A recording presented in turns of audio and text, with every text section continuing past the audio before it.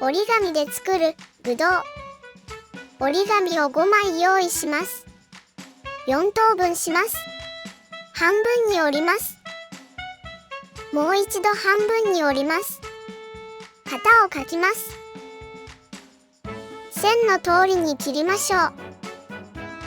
開きます。切り込みを入れます。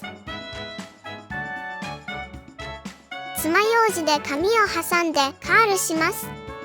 残りも全部カールします。先端にボンドをつけて貼り合わせます。水のりや両面テープでもいいですよ。4箇所すべて貼り合わせます。ぶどうの粒ができました。同じようにしてたくさん作りましょう。ボンドをつけて貼り合わせます。少しずらして貼っても味が出ていいですよ。一番上のぶどうは角を切ります。これで作ると中心に穴ができます。一番上に貼りましょう。モールを用意して先端を曲げます。穴に差し込みます。5本ぐらい作ります。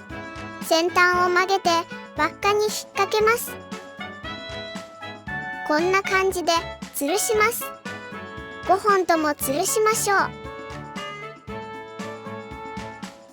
葉っぱは切り込みを入れます。モールを挟んで裏をテープで留めます。これで完成です。室内でぶどう狩りが楽しめますよ。ご視聴ありがとうございました。